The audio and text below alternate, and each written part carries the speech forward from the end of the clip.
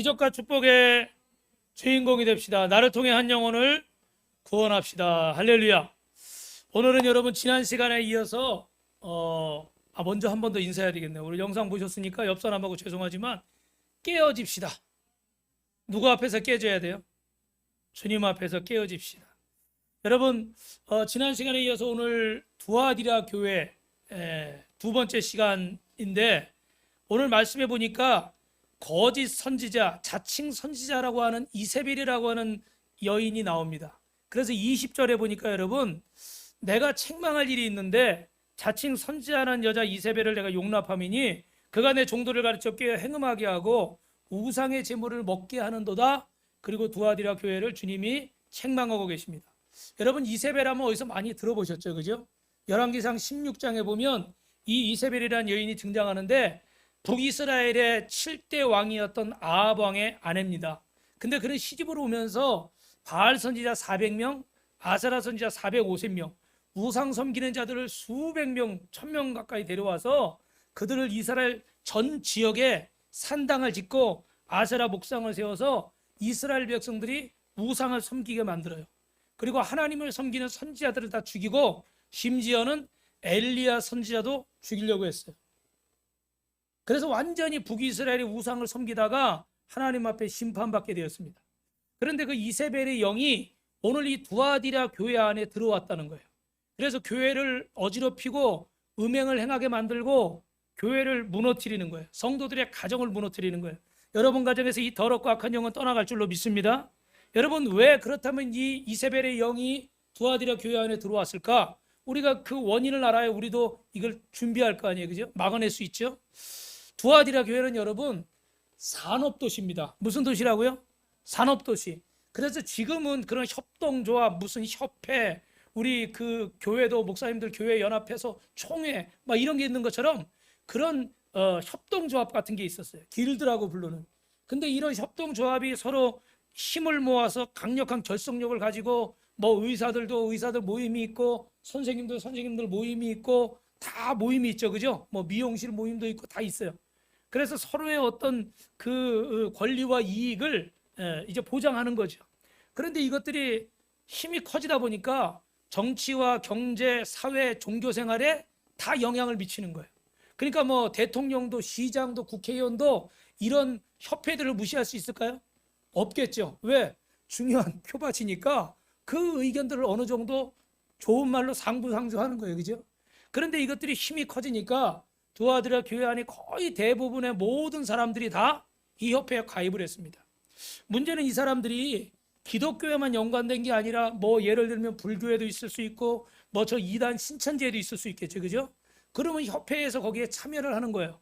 그럼 우리 같으면 어떻게 해요? 우리 교회 다니는 집사님, 권사님, 장로님들은 그런 이방 종교 모임에 가면 될까요, 안 될까요? 목소리가 작은 것이 상황 봐서 하시려고 그러는 것 같아요. 가면 안 되잖아요, 그죠? 그런데 어떻게 이 협회로 묶여 있으니까 안 가면 어떻게 될까요? 사람들이 왕따 시키고 싫어하겠죠. 그리고 불이익을 줄 수가 있어요, 그죠? 근데 그 이방 종교 모임, 오늘 여기 이 이세벨이라고 하는 이런 신전 행사에 가면은 그 안에 어떤 일들이 있어요? 조합원들끼리 모여서 그 신전에서 제사 지내고 뭐 그 신전에 갯돈도 뭐 모아서 일부를 바치고 우상에게 절하고 그 우상에게 절한 음식을 먹고 심지어는 그 신전에서 일하는 승려와 죄송합니다 성관계를 갖고 막 이런 일들이 우상의 신전 안에 있는 거예요. 근데 가보니까 거기 우리 교회 장로님도 오셨네. 우리 교회 권사님도 오셨네. 아니 우리 교회 집사님도 와가지고 저기서 술 마시고 핫도 치고 있어. 그러니까 성도들의 모든 기준이 어떻게 다 흔들려 버려요. 무슨 말씀인지 이해되시죠?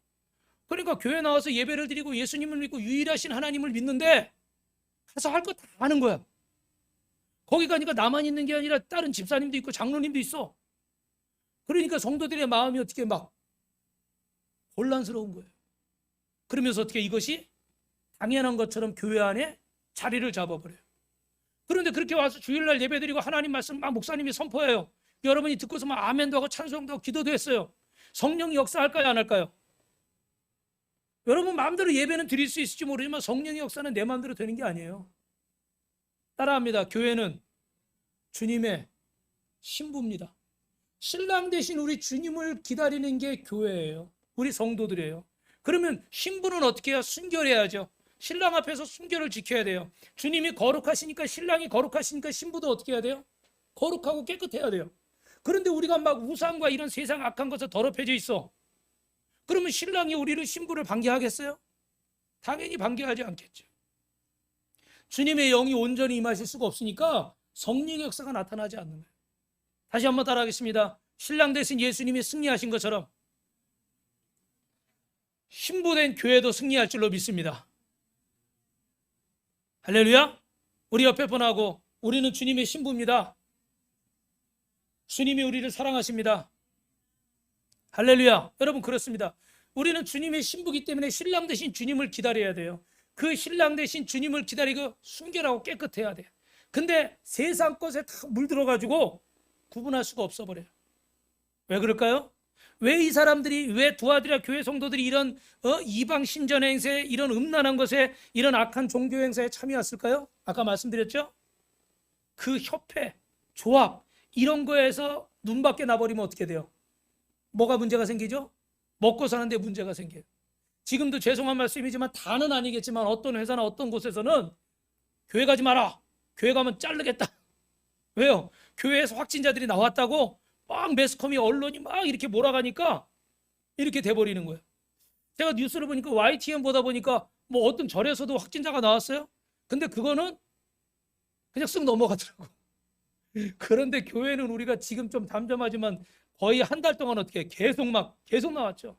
우리가 정말 쥐구멍을 찾고 싶을 정도로 도대체 이 나라가 왜 이러나 막 이런 생각이 들 정도였어요. 그죠? 그러니까 우리가 하나님을 믿는다고 믿음을 지키려고 하는데 이 원수마귀는 우리를 어떻게 자꾸 먹고 사는 문제, 사회생활하는 거, 내 어떤 환경들, 이런 것 때문에 조여오는 거예요.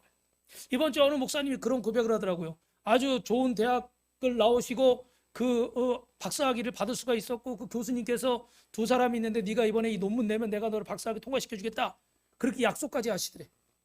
그래가지고 자기가 그 자리에 가기만 하면 이 학위를 받을 수가 있어요. 그런데 고민이 되는 거예요. 내가 앞으로 목회할 사람인데, 목사님인데, 목회를 해야 되는데 이런 학위를 받아서 나한테 도움이 될 것인가? 이거 주님의 뜻일까? 고민하시다가 여러분 그 자리에 가셨을까요? 안 가셨을까요? 어떻게 그렇게 잘하세요? 그 자리에 안 가셨대. 저는 그 얘기 들으면서 너무 아까운 거야. 아이, 가서 박사학위 딱 하나 받아놓고 목회하면서 그래도 박사학위 있으면 좋아요, 안 좋아요? 좋죠. 그럼 어디 뭐 강의도 나갈 수 있고, 얼마나 좋아요.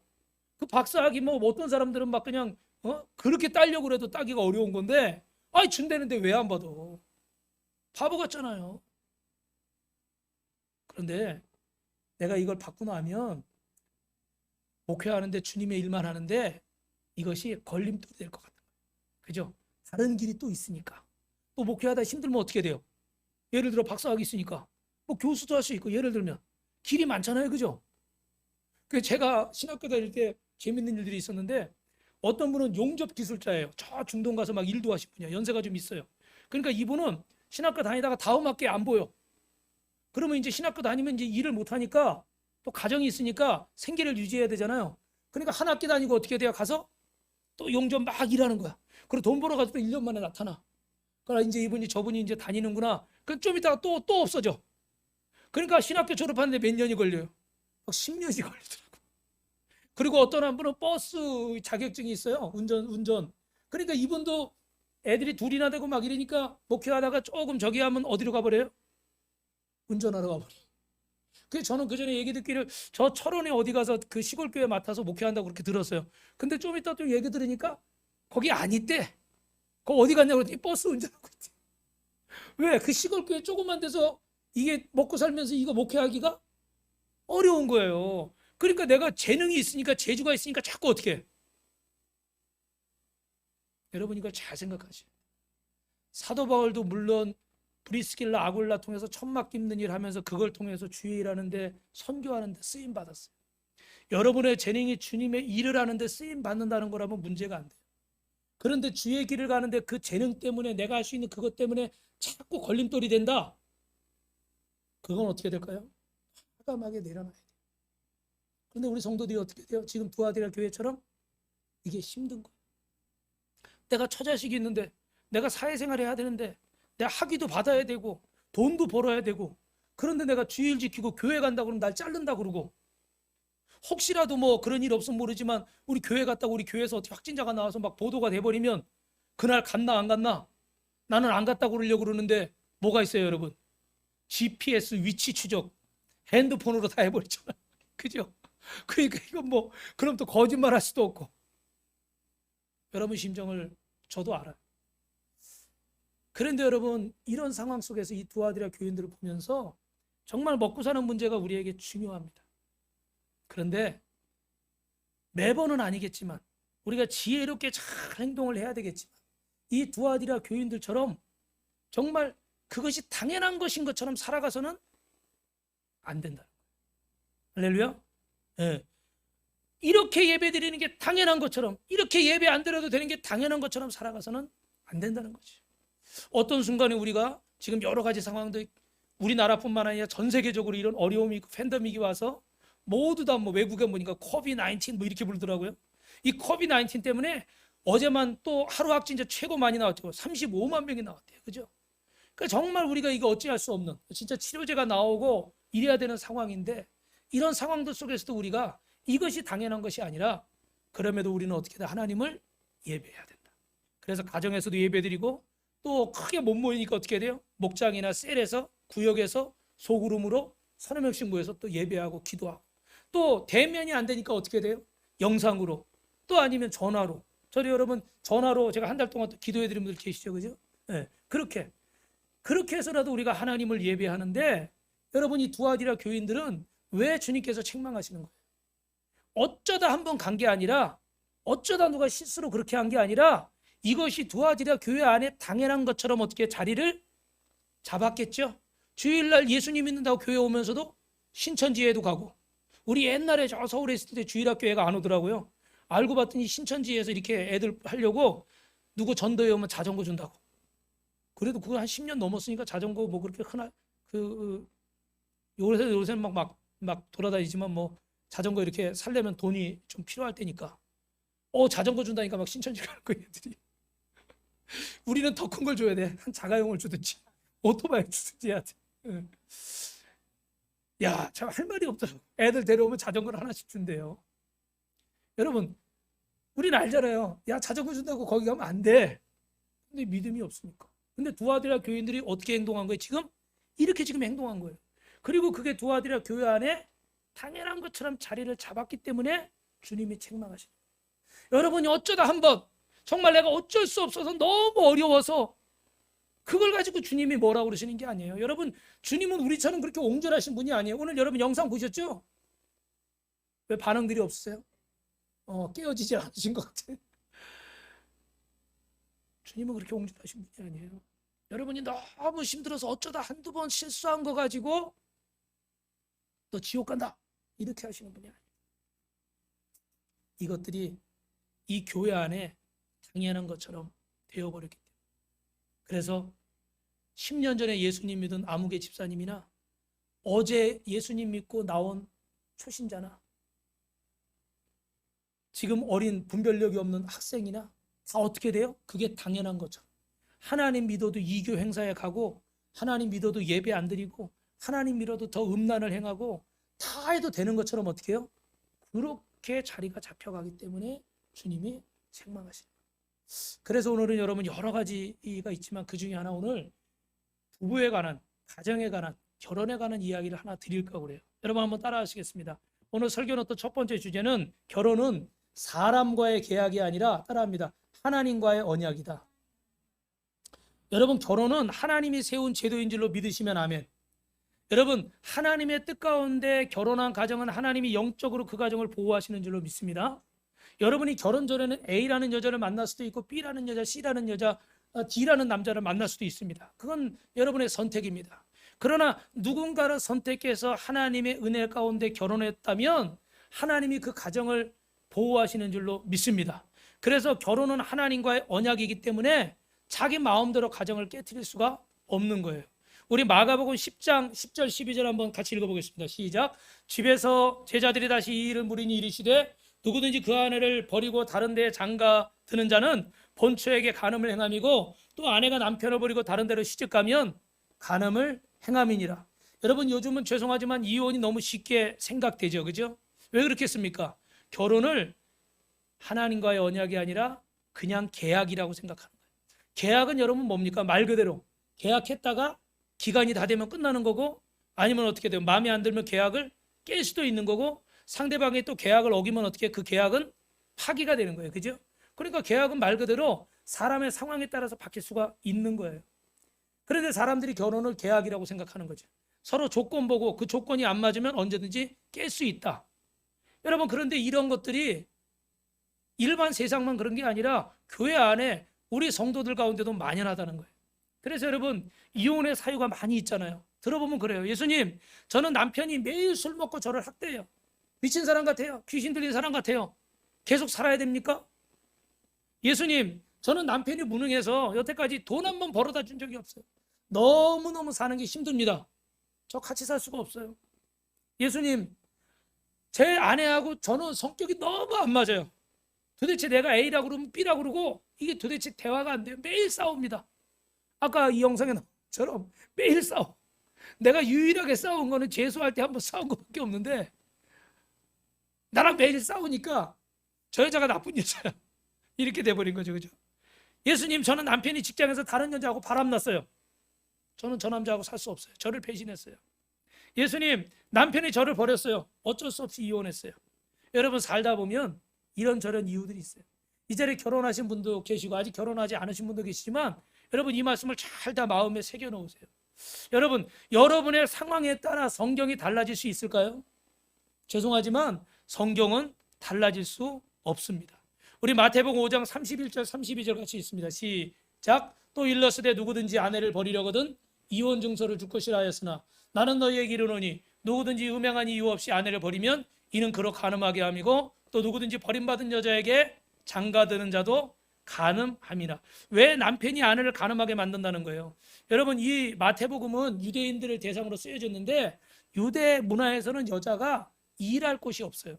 지금은 우리 여자분들도 사회에 나가서 뭐 일할 일들이 많이 있죠. 그죠? 전문직도 있고 여자 혼자서도 자녀들을 키우면서 정말 당당하게 사시는 분들도 많이 있습니다.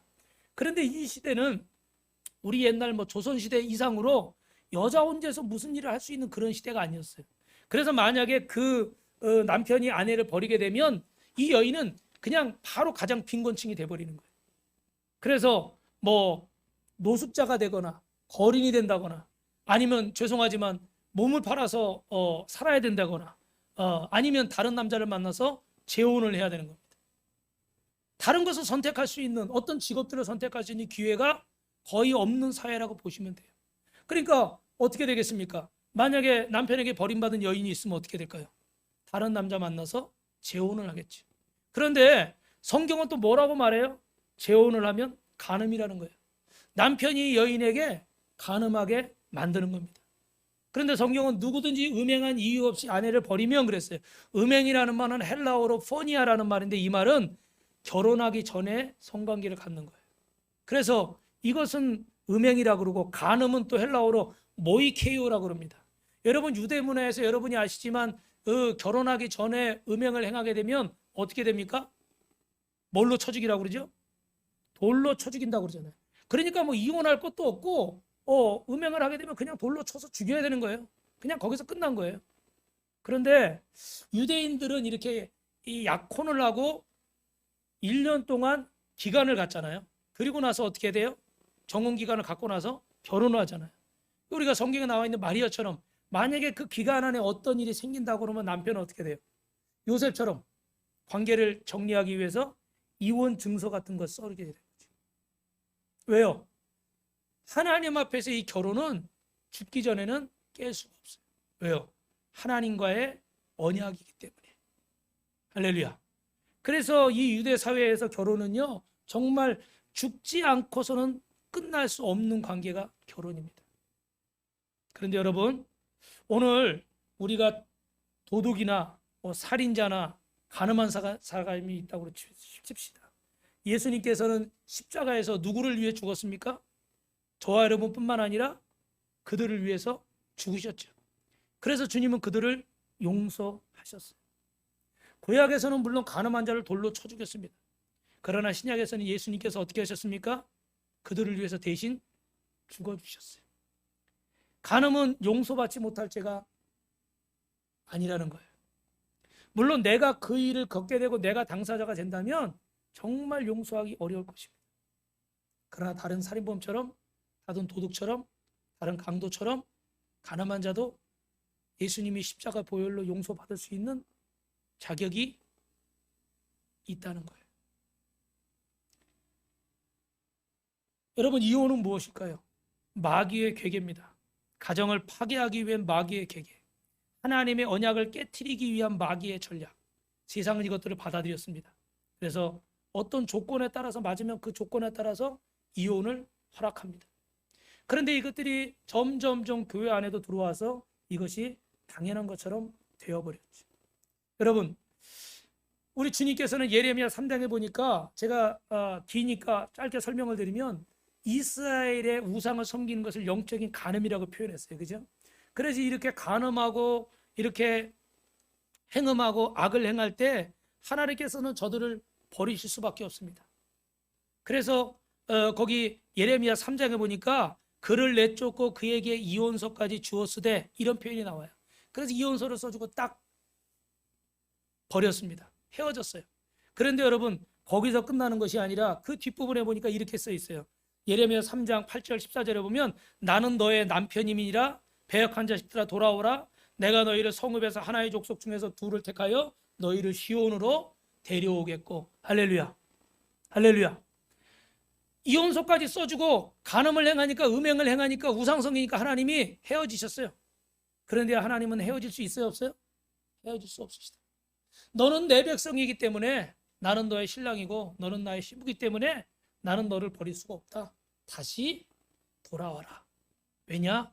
나는 너의 남편이다. 할렐루야. 하나님은 여러분, 저와 여러분을 끝까지 사랑하시는 줄로 믿습니다. 그렇게 주님은 저와 여러분을 기다리는데 몇백 년, 몇천 년 동안을 기다리시는 거예요. 그리고 돌아와라 끝난 것이 아니라 나는 너를 결코 떠나지 아니하리라. 여러분, 왜 그럴까요? 결혼은 언약이기 때문에 그렇습니다. 이스라엘 백성이 영적으로 간음합니다. 이방신에게 절하고 하나님을 배반합니다. 그러나 그럼에도 하나님은 오늘도 눈물로 기다리고 계십니다. 여러분, 이제 제 말씀을 잘 들으세요. 혹시 이 자리에 잘 몰라서, 이런 하나님 말씀을 잘 몰라서 이혼을 하거나 재혼하신 분이 있으실 거예요. 그럼 오늘 두 가지를 기억하셔야 됩니다. 먼저 어떻게 돼요? 따라합니다. 결혼은 계약이 아니라 언약입니다. 오늘 내가 이 말씀을 몰라서 본의 아니게 이혼을 하거나 재혼을 하게 될 수 있습니다. 그런데 그럴 때 여러분, 정말 진짜 내 아내가 내 남편이 아닌 것 같이 한쪽 마음에 불안한 마음으로 이렇게 있을 수 있어요. 여러분, 오늘 그런 분들이 자유케 되기를 주님의 이름으로 축원합니다. 할렐루야. 그래서 이제는 하나님의 말씀을 알았기 때문에 여러분, 이제 이렇게 기도해야 됩니다. 하나님, 결혼이 언약인 것을 이제 제가 그전에는 몰랐었습니다. 이제는 하나님의 말씀을 따라서 제가 재혼한 것이 간음의 행위였는데 이제 예수님의 보혈로 우리를 용서해 주시고 또 저를 용서해 주시고 지난날의 모든 부족한 것들을 용서해 주시옵소서. 아멘. 그리고 예수님의 이름으로 깨끗게 하시고 이제는 주님 안에서 우리 가정을 지켜 주옵소서.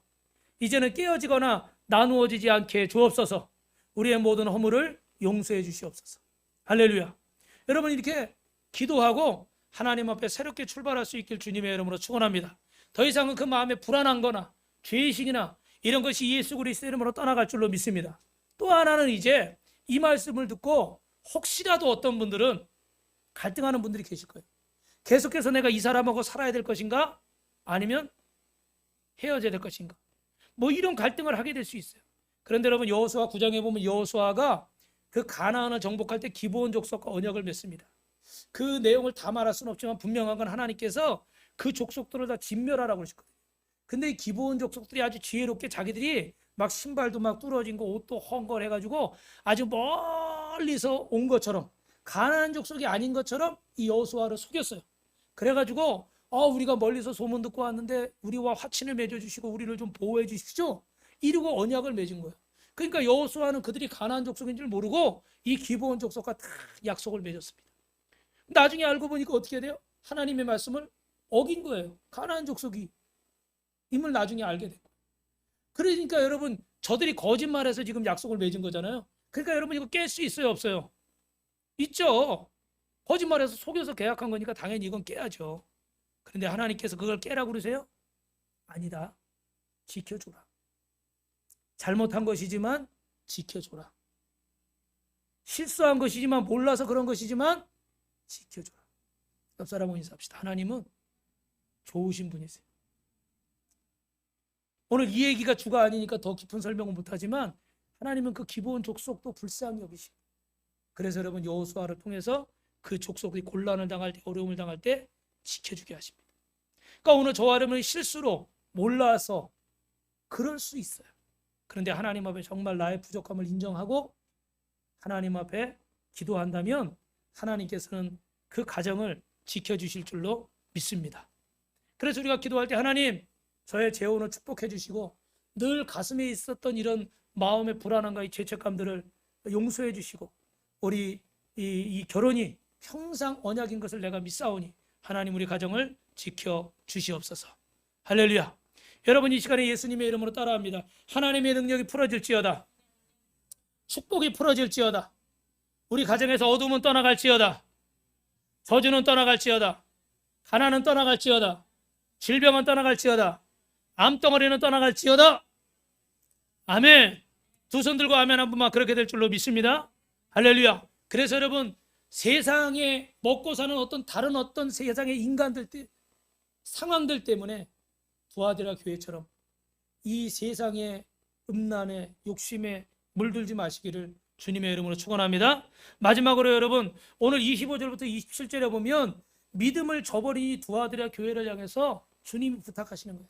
이렇게 먹고 사는 문제, 세상 것 때문에 세상과 타협하고 이렇게 병들어버린 이 두아디라 교회를 향해서 주님이 책망하시고 깨닫게 하신 다음에 이제 부탁을 하시는 거예요. 세 가지 부탁이 나오는데 여러분, 첫 번째는 뭐냐면 25절 읽어보겠습니다. 시작. 다만 너희에게 있는 것을 내가 올 때까지 굳게 잡으라. 너희에게 있는 것을 굳게 잡으라 그래요. 우리에게 있는 게 뭡니까 여러분? 여러분 있는 게 뭐예요? 어떤 분은 그러더라고요. 어떤 분은 나는 뭐 돈밖에 가진 게 없어. 이런 분들이 있어요. 그죠? 나는 또 뭐 있을까? 나는 또 얼굴밖에 내세울 게 없어. 뭐 이런 분들도 있을 수 있어요. 그죠? 저도 머리 빠지기 전에는 좀 그런 생각을 했던 것 같아요. 주여. 그런데 우리에게 진짜 있는 건 뭐냐면요. 따라합시다. 복음입니다. 할렐루야. 그죠? 우리가 이 복음 때문에, 주님 때문에 사는 거예요. 그죠? 힘들고 어려워도 그래도 내가 가정을 지키려고 하고, 그래도 어려워도 일하고, 그래도 공부하고, 그래도 이렇게 어려운 상황에도 코로나 때문에 여러 가지 어려움을 겪어도 참고 견디는 것은 바로 주님이 주신 복음 때문인 줄로 믿습니다. 이 두아디라 교회가 이렇게 영적으로 병들고 참으로 곤란한 상황 가운데 책망받을 수밖에 없었지만, 그러나 그 가운데서도 복음을 붙잡고 있는 자들이 있었어요. 끝까지 복음을 붙잡으라는 거예요. 세상에서 너희가 환난을 당하나 담대하라. 내가 너희와 함께함이니라. 할렐루야. 우리는 하나님의 유업을 받은 상속자인 줄로 믿습니다. 로마서 8장 17절에 보면 자녀이면 또한 상속자고 하나님의 상속자다 그랬어요. 주님께 받은 모든 것이 다 내 것인 줄로 믿습니다. 우리는 누군가에 의해서 복음을 전해 듣고 주님의 상속자가 됐어요. 이거는 내 노력으로 받은 게 아니라는 거예요. 여러분이 잘해서 받은 게 아니라는 거예요. 죄송합니다. 제가 잘해서 받은 게 아니라는 거예요. 그러니까 내가 못한다고 주님이 뺏어가셔요? 아니요. 주님이 내게 주시기로 하셔서 나는 자격 없어서 주신 거기 때문에 여러분이 잘한다고 있고 못한다고 뺏기는 게 아니라는 거예요. 근데 우리는 항상 어떻게, 내가 잘하면 복 받을 것 같고 내가 못하면 벌 받을 것 같고 막 이런 생각만 막 하고 있는 거예요. 분명한 건 이 복음은 여러분, 우리가 잘해서 주신 게 아니에요. 우리가 부족한데도 주신 거예요. 그러니까 중요한 것은 이것이 내게 있는 것인 줄로 믿고 이것을 꼭 붙잡으실 주님의 이름으로 축원합니다. 따라합니다. 내 책임입니다. 내 몫입니다. 여러분이 이걸 붙잡아야 돼요. 주님이 주셨는데 이걸 놔버리고 두아디라 교인들처럼 나 먹고 사는 것 때문에 안 돼요. 나는 뭐 때문에 안 돼요. 자꾸 타협해버리고 자꾸 세상 길로만 나아가버리고 주님을 등져버리면, 주님의 음성을 듣지 않으면 주님이 주신 그 은혜가 내 것이 될 수가 없는 거예요. 여러분, 용서하라고 말씀하셨는데 용서할 수 있게 주시옵소서. 맞아요, 틀려요? 용서해야 돼요. 이미 주셨어요. 저도 참 안 되는 거지만 기뻐하라, 감사하라. 근데 기도할 때 뭐라고 해요? 주여 감사할 수 있게 주시옵소서. 뭐 하면 돼요? 감사하면 되는 거예요. 그런데 이미 주셨는데 우리가 취하지 못하고 자꾸 어떻게 돼? 자꾸 던져버려. 내게 아닌 것처럼 저기다 던져놓고 자꾸 던져놔버려. 그리고 달라고 그래. 아니 왜 이미 주신 거를 던져놓고서 왜 또 달라고 그래요? 이미 하나님이 우리에게 복음이라는 걸 주셨어요. 여러분 어떤 상황에서도 우리는 세상을 이긴 자인 줄로 믿습니다. 왜요? 주님이 이기셨기 때문에. 우리 옆에 분하고 한 번 더 인사합니다. 성도님은 보통 사람이 아닙니다. 성도님은 승리자입니다. 오늘 두아디라 교회에 두 번째 부탁을 하십니다. 26절에 시작. 이기는 자와 끝까지 내 일을 지키는 그에게 만국을 다스리는 권세를 주리니. 할렐루야. 여러분 오늘 저와 여러분은 이기는 자로 세우신 줄로 믿습니다. 그러면 우리의 적이 누굴까? 적이 있어야 이길 거 아니에요, 그죠? 골로새서 2장 15절 보니까 통치자들과 권세들을 무력했다고 그랬어요. 여러분 이 땅에 공중권세 잡은 자, 이 땅의 통치자들이 우리의 적일 수가 있어요. 요한일서 5장 4절에 무릇 하나님께로부터 난 자마다 뭐하는 세상을 이기느니라. 할렐루야. 세상의 것들이 우리가 세상에 발딛고 살아가지만 이것들이 우리의 적일 수 있어요. 그런데 이것들로부터도 주님이 승리하게 하시고 하나만 더 요한일서 야고보서 4장 7절에 보니까 그러즉 너희는 하나님께 복종할지어다. 누구를 대적하라? 마귀를 대적하라. 할렐루야. 여러분 원수마귀가 날마다 우리 가정을 깨뜨리고 우리 부부간의 관계를 어렵게 만들려고 우리 자녀와 부모의 관계를 오해하게 만들고 또 직장 사업장을 어렵게 만들고 또 교회를 어떻게 돼요? 막 혼란하게 만들고 마귀가 날마다 무너뜨리려고 우는 사자처럼 지금도 삼킬자를 두루 찾아다니는 거예요. 그런데 주님은 뭐라고 말씀하세요? 내가 너희를 이기게 했다. 이미 주님께서 이기셨기 때문에 우리는 그 주님이 이기신 것을 믿고 나아가기만 하면 이긴 줄로 믿습니다. 그런데 여러분 사람들이 이런 환경들에 우리 두아디라 교인들처럼 넘어질 때가 있어요. 왜 넘어질까요?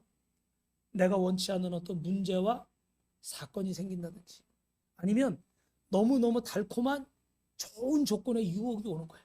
그죠? 그리고 또 하나가 뭔지 아세요? 내 생각이 옳다.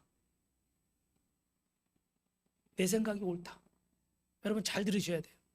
여러분 생각이 옳은 것 자체는 문제가 아니에요. 그런데 만약에 부부간에 서로 자신이 옳다고 그래요. 충돌이 생기겠죠. 부모 자식 간에 서로 자신이 옳다고 그래요. 충돌이 생기겠죠. 그죠? 근데 이런 부분들은 어떻게 좀 대화를 해서 좀 양보하고 좀 이해하고 이러면 해결이 돼야 안 돼요? 돼요. 그런데 하나님과 나 사이에 하나님이 말씀하시는데 그래도 내가 옳아.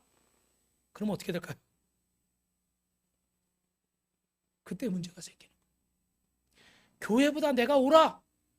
하나님보다 내가 옳아. 우리 목사님이 얘기한 것보다 내 말이 맞아. 목사님도 사람이니까 그럴 수 있어요. 틀릴 수 있어요, 목사님도. 근데 그것이 하나님의 말씀이라고 하면 내 생각보다 하나님 말씀이 옳다고 인정을 해야 되거든요. 그런데 어떻게 돼요? 가룟 유다 같은 사람은 뭐 때문에 이렇게 심판받았죠? 내가 생각하는 메시아는 이 유다를 이스라엘을 해방시킬 메시아야. 정치적인 능력도 있는 메시아야. 그런데 예수님은 매일 뭐 하고 다녀요? 병든 자 고치고 가난한 자 찾아다니고 다 죽어가는 사람 살려주고 창기와 세리와 사람들이 손가락질하는 그런 사람들만 만나러 다니고 그들에게 복음을 전해. 그러니까 가룟 유다가 속이 타요 안 타요? 타는 거예요. 빨리 예수님이 이 나라를 막 뒤집어 엎어가지고 저 로마를 물리치고 나를 그 한 자리 무슨 뭐 국회의원이나 장관이나 뭐 이런 거라도 하나 세워줘야 되는 거예요. 그런데 내가 생각한 메시아와 지금 예수님이 하는 행동은 완전히 다른 거예요. 그래서 나중에 참다 어떻게 돼? 예수님을 팔아버려요. 왜 팔아버렸어요? 내 생각이 옳다 생각. 근데 나중에 어떻게 돼요? 그 은 30냥 가졌어요? 은 30냥은 그때 당시 노예 한 명 값이라고 그랬죠? 노예 한 명 값에 예수님 팔아버렸어요. 그리고 나중에 이거 잘못됐구나 깨닫고 나니까 어떻게 돼요? 자살해버렸어. 내가 그 순간에는 옳다 생각한 거예요, 여러분. 잘 생각해야 돼요. 한 번 오르면 죽을 때까지 오르면 좋아요. 그런데 그 순간은 내가 맞다고 그래서 막 싸웠어. 근데 지나고 나서 보니까 아유 그런 게 아닌데. 내가 잘못했구나. 그럴 때 여러분 너무 많잖아요. 그죠? 특히 연세 많이 드신 어르신들이 그런 말씀 많이 하잖아요. 제일 중요한 건 뭐 하는 거예요? 사랑해 주는 거. 저도 목회를 하면서 점점 깨닫는 게 그중간엔 이게 옳고 이게 틀리고 맨날 이런 생각만 했는데 목회를 하다 보니까 그게 다가 아니더라고요. 뭐 하는 게 제일 좋아요? 사랑해 주는 거. 그럴 수도 있지. 그리고 사랑해 주면 문제가 안 돼. 근데 그냥 이건 맞고 이건 틀려요. 그러면 안 돼요. 이러면 어떻게 될까요? 이게 다 나중에 서운함이 되고 섭섭함이 되고 마귀가 틈타고 그게 되더라고요. 물론 뭐 틀린 거 여러분 다 맞다 그러란 얘기가 아니에요. 하나님과 나 사이에 누가 옳아요? 다시요. 하나님과 나 사이에 누가 옳아요? 하나님의 말씀이 옳으세요. 그걸 인정할 수 있어야 돼요. 그런데 중요한 순간 여러분의 생각과 부딪힐 때 하나님보다 내가 더 옳아, 교회보다 내가 더 옳아, 이렇게 되면 어떻게 돼요? 다른 유다 같은 상황이 생길 수 있어요. 여러분 사자는요, 우는 사자처럼 마귀가 우리를 찾는다 그러는데 사자는 평상시에 울질 않아요. 그런데 사냥하기 전에 뭐가 필요할 때 이렇게 울어요. 왜 그러냐면 어떤 뭐 예를 들어 사슴이나 이런 무리가 이렇게 무리를 쥐고 있잖아요. 그러면 그 무리를 공격해봐야 그 수가 많으니까 먹잇감을 잡을 수가 없잖아요. 그죠? 그러니까 거기서 막 주위를 돌면서 우는 거예요. 막 소리를 내는 거예요. 아까 그 늑대처럼 우 그리고 막 소리를 내요. 재밌는 얘기가 하나 생각나서 그런데 죄송하지만 사자하고 아니 개하고 늑대하고 누가 더 형이에요? 늑대가 형이에요? 늑대가 형이에요? 그 이유가 뭔지 아세요? 늑대가 어떻게 울어요? 아우. 요거는 한국 사람밖에 이해를 못해, 그죠? 네, 그러고 우는데 그렇게 울어가지고 울면은 그 무리 가운데 있는 자 중에 겁먹은 짐승 하나가 어떻게 될까요? 무리 속에서 이탈하는 거예요. 그러면 어떻게 될까요? 그 암사자가 대기하고 있다가 가서 그걸 물어버리는 거예요. 그러니까 여러분 두려워하는 자를 사단은 먹이로 삼는 거예요. 할렐루야. 주님께서 이미 이겼다. 우리는 코로나를 이겼다. 빛가서 공교회는 코로나를 이겼다. 우리 성도님들은 코로나를 이겼다. 대한민국은 코로나를 이겼다. 그러면 아멘하고 믿고 두려워하지 말아야 돼. 근데 어떻게 돼요? 자꾸 막 들리는 얘기, 벌어지는 상황, 가게에 손님이 하나도 없어, 막 월급이 계속 막 줄어, 막 먹고 사는 게 자꾸 힘들어, 막 어려워. 우리 성도들이 막 교회를 안 와. 그러니까 어떻게 될까요? 자꾸 마음이 두려움이 생기는 거예요. 두려움이 생겨서 주님이 말씀하신 것에서 벗어나면 우는 사자의 마귀의 먹이가 되는 거예요. 오늘 예수 그리스도의 명하는 이런 마음속에 두려움이 떠나가길 주님의 이름으로 축원합니다. 누구든지 예수님의 보혈로 깨끗하게 되었고 누구든지 주님을 믿는 자는 성공한 자고 승리자인 줄로 믿습니다. 믿으시면 두 손 들고 아멘 하시기 바랍니다. 여러분 마지막 세 번째로 27절 읽어봅니다. 시작. 그는 철장을 가지고 그들을 다스려 질그릇 깨뜨리는 것과 같이 하리라. 나도 내 아버지께 받은 것이 그러하리라. 할렐루야. 여러분 따라합니다. 나는 주님께 속했고 주님은 내 안에 계시고 주님의 것이 다 내 것입니다. 할렐루야. 그래서 고린도전서 3장 22절에 보니까 다 너희의 것이고 너희는 그리스도의 것이고 그리스도는 하나님의 것이다 그랬어요. 여러분 우리는 주님의 것이고 주님의 것은 다 우리의 것인 줄로 믿습니다. 그러므로 주님께서 우리의 필요한 모든 것들 다 주셨어요. 그러므로 여러분 따라합니다. 하나님을 제한하지 맙시다. 제한하지 맙시다. 할렐루야. 여러분이 어려울 때지만 하나님의 능력을 제한하지 마세요. 어떤 간증을 듣고 어떤 멋있는 이야기를 들었을 때 여러분 하나님 말씀을 들었을 때 여러분도 꿈을 꾸시기를 주님의 이름으로 축원합니다. 할렐루야. 제가 그 전에 우리 목사님 중에 한 분이 대장암에 걸렸는데 그 목사님을 찾아가 만나려고 병문안을 가는데 우리 사모님이 저한테 그러더라고요. 우리 사모님도 옛날에 막 많이 아프고 그래서 하나님 고치셨으니까 이렇게 얘기해 주라고 그러더라고요. 저한테. 성경에 일어난 기적이 목사님에게도 일어납니다. 아멘 소리가 작아요? 성경에 일어난 기적이 목사님에게도 일어납니다. 할렐루야. 야, 근데 정말 그렇잖아요, 여러분. 성경에 우리가 일어난 기적들을 보고 병 고침 받고 문제 해결받는 걸 보면서 우리도 믿음을 가져야 돼요. 그렇게 되길 주님의 이름으로 축원합니다. 근데 그걸 남의 이야기로 먼 이야기로 생각하니까 어떻게 해야 돼요? 못 믿는 거예요. 역사가 안 일어나는 거예요. 저는 예전에 짧게 한 가지만 얘기하면 그 하나님께서 다른 성도들 얘기 들어보면 막 집도 주시고 뭐 땅도 주시고 뭐 막 안병도 고쳐주고 막 이런 간증들 많이 듣잖아요, 그죠? 그래가지고 정말 그런 기적들이 일어날 거라고 생각을 했는데 저한테는 그런 기적이 잘 안 일어난 것 같아. 예. 그래서 그런 기적이 저에게도 일어나게 해달라고 누가 밖에서 기다리고 있다는데 그런 기적이 저에게도 일어나려고 기도를 했어요. 그런데 하나님께서 어느 날 저한테 차가 막 고장나게 하시더라고요. 차가 고장나는 거예요. 그래가지고 기도를 해서 하나님 저도 차 한 대 주십시오. 그리고 막 기도를 하는데 제가 생각할 땐 그냥 이 차가 막 가다가 시동이 꺼지고 쓰니까 중고차라도 그냥 이렇게 하나 이렇게 생각을 한 거예요. 야, 그런데 결론만 말씀드리면 하나님께서 중고차가 아니라 새 차를 주셨어요. 할렐루야. 예. 그런데 그 새 차인데 그 새 차도 너무 좋은 새 차를 주셨어.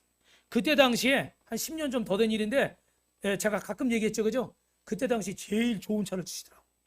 할렐루야. 왜 아멘들을 안 해요? 지금 차 사달라고 그러는 줄 알고. 지금 차 있어요. 걱정하지 마세요. 예. 그래가지고 저는 그때 한번 따라해 보세요. 하나님은 뿅뿅 하시는구나. 예. 누구 얘기 들으면 하나님 뿅뿅 막 뿅뿅 요술처럼 막 그렇게 그런 일이 일어나는 줄 알았는데 나한테는 그런 일이 안 일어나는 것 같아. 그런데 하나님이 나한테도 이런 요술과 같은 일들을 이루시는구나. 할렐루야. 할렐루야. 여러분 믿음이 생기세요? 예. 나는 할 수 없지만 주님은 할 수 있는 줄로 믿습니다. 예. 나는 부족하지만 주님은 강하신 줄로 믿습니다. 그래서 내 안에 하나님의 역사들이 일어나는데 우리 옆 사람하고 인사합시다. 하나님은 나에게도 기적을 일으키십니다. 할렐루야. 하나님은 우리에게도 기적을 일으키세요. 그리고 기적은 저와 여러분에게 일어날 줄로 믿습니다. 하나님을 제한하지 마세요. 옆 사람하고 한 번 더 인사합시다. 하나님을 제한하지 맙시다. 그러면 여러분이 정말 알아야 되는 게 있어요. 하나님을 제한하지 않기 위해서 따라합시다. 하나님이 왜 주셨는지, 무엇 때문에 주셨는지. 하나님이 여러분에게 건강도 주시고 하나님이 여러분에게 물질도 주시고 재능도 주신 줄 믿습니다. 그런데 하나님이 그것을 왜 주셨는지를 알아야 되는 거예요. 그걸 모르면 어떻게 돼요? 잘못 사용하다가 어떻게 돼요? 하나님 앞에 책망받게 돼요. 두아데라 교회지. 오늘 이 이야기를 또 하면 설교가 길어지니까 이 이야기를 하려는 건 아니에요. 중요한 것은 왜 나에게 이런 것들을 주셨는가? 왜 두아디라 교인들이 이 거짓 선지자 이세벨에게 속아서 교회를 지키지 못하고 가정을 지키지 못했을까? 왜 예수님은 이 마지막 부탁을 두아디라 교인들에게 하셨을까? 여러분 이 귀한 하나님의 뜻을 깨닫고 하나님이 여러분의 부탁하신 이 사명을 이루어가는 우리 빛가서 공교회 성도들 되시기를 주님의 이름으로 축원합니다. 축원합니다.